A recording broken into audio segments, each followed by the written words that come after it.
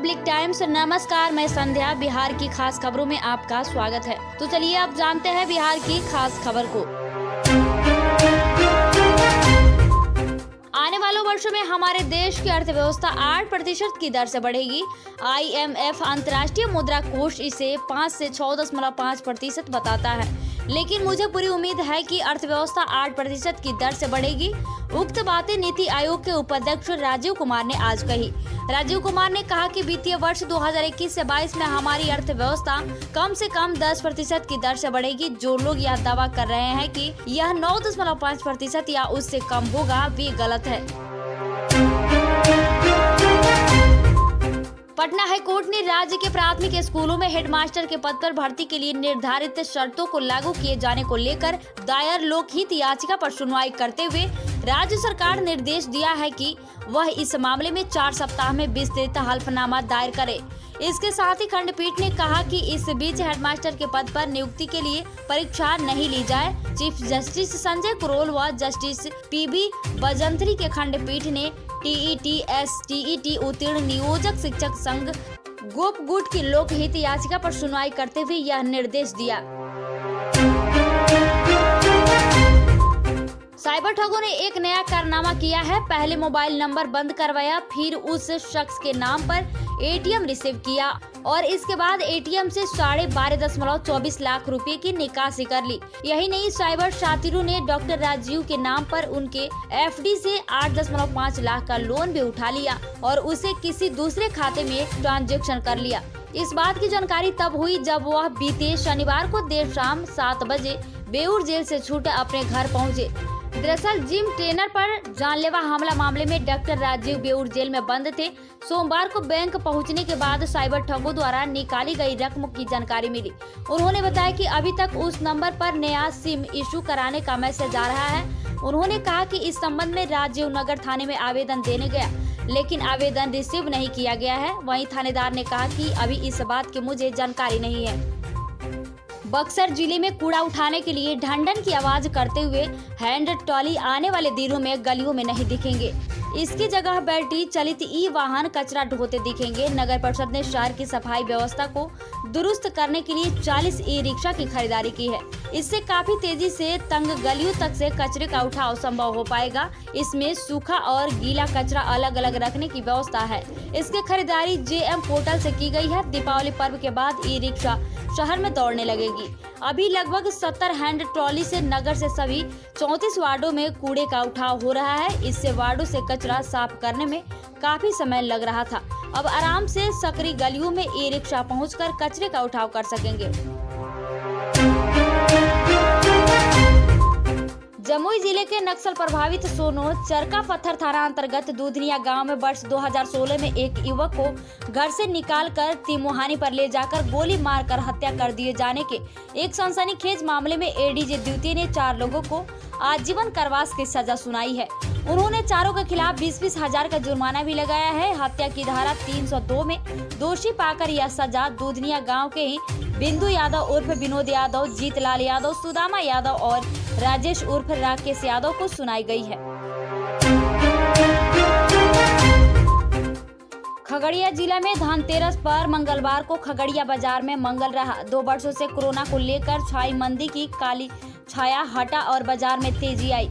बाजार बूम कर गया। आभूषण, बर्तन, ऑटोमोबाइल आदि सेक्टर में जमकर बिक्री हुई। ग्राहकों के चेहरे पर सुकून दिखा और व्यवसायियों के होठों पर मुस्कान। सुबह से छीट-फूट खरीदारी के बाद दोपहर में भीड़ बढ़ी तो शाम होते ही बाजार गुलजार हो गया। रात तक खरीदारी का सिलसिला जारी रहा। बर्तन से लेकर ज्वेलरी, इलेक्ट्रॉनिक्स, वाहन आदि की लोगों ने जमकर खरीदारी की। ग्राहकों की भीड़ से कारोबारी भी उत्साहित दिखे। चैम्बर ऑफ कॉमर्स के जिला सचिव अशोक सराफ ने बताया कि शहर में धनतेरस पर करीब 25 करोड़ का कारोबार हुआ है। उन्होंने कहा कि उम्मीद थी कि इस धनतेरस 40 करोड़ का कारोबार होगा, लेकिन पंचायत चुनाव के कारण 25 करोड़ तक बाजार सिमट गया। पूर्णिया में ग्रामीण विकास और पंचायती राज मंत्री गिरिराज सिंह ने मंगलवार को महिला उत्पादक कंपनियों के निदेशक मंडल से संवाद कार्यक्रम के अंतर्गत जुड़े। VC के माध्यम सभी उत्पादक कंपनियों ने निदेशक मंडल के सदस्यों के साथ संवाद किया।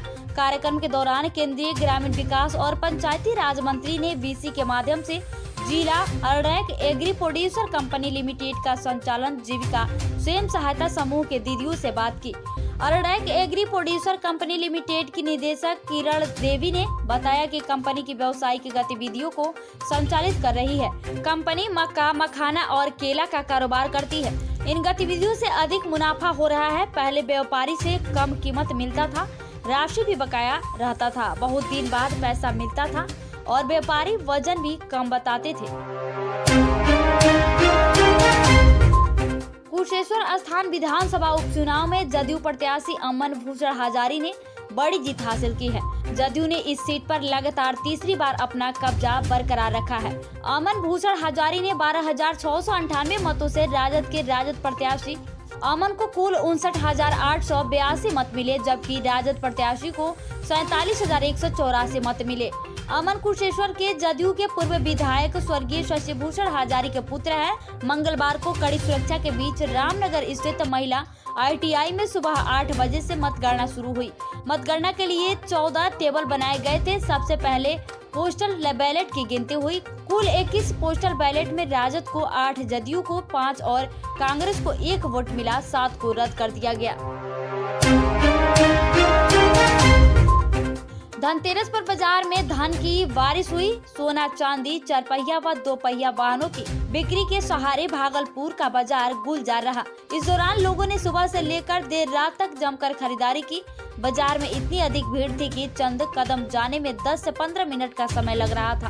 बहरहाल धनतेरस के बाजार में उत्साह का संचार कर दिया। पिछले साल कोरोना के कारण बिक्री बुरी तरह प्रभावित रही। इस बार 550 करोड़ के आसपास का कारोबार हुआ। हालांकि इलेक्ट्रॉनिक सामानों का साथ अगर मिलता तो यह आंकड़ा 500 करोड़ को छू लेता। संभावित कोहरे को देखते हुए 15 नवंबर आधी रात की उड़ानें बंद हो जाएंगी। बंद होने वाली उड़ानों में इंडिगो की दिल्ली, मुंबई, बेंगलुरु, हैदराबाद की रूट की फ्लाइटें हैं। दरअसल पटना एयरपोर्ट पर विमानों का नया शेड्यूल जारी हुआ है। नए शेड्यूल में पहली बार 130 विमानों को जगह दी गई है। इससे पहले 110 की आवाजाही हो रही थी।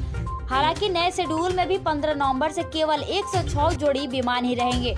पटना से जुड़ी इंडिगो की 32 जोड़ी उड़ानें, स्पाइस जेट की 13 जोड़ी उड़ानें, गो एयर की 11 जोड़ी उड़ानें, एयर इंडिया की 7 जोड़ी उड़ानें व विस्तार की 2 जोड़ी शामिल है। नेशनल टेस्टिंग एजेंसी ने राष्ट्रीय पात्रता सह प्रवेश परीक्षा नीट का रिजल्ट सोमवार को घोषित कर दिया है। नीट 2021 में भाग लेने वाले अभ्यर्थी अब अपना रिजल्ट नीट की आधिकारिक वेबसाइट neet.nta.nic.in पर जाकर चेक कर सकते हैं। हालांकि NTA ने अभ्यर्थियों को उनके रजिस्टर्ड ईमेल पर रिजल्ट भेज दिया है। इधर इस परीक्षा में बिहार के छात्रों का रिजल्ट शानदार रहा। इस परीक्षा में मधुबनी के जिया बेलाल को ऑल इंडिया में 19वीं रैंक प्राप्त हुई है। इन्हें 720 में 715 अंक प्राप्त मिले हैं। कुल 99.9987 परसेंटाइल प्राप्त हुए हैं। इन्हें बिहार में पहला स्थान मिला है। तो ये थी बिहार की खास खबर। वीडियो के अंत तक बने रहने के लिए आपको तहे दिल से धन्यवाद।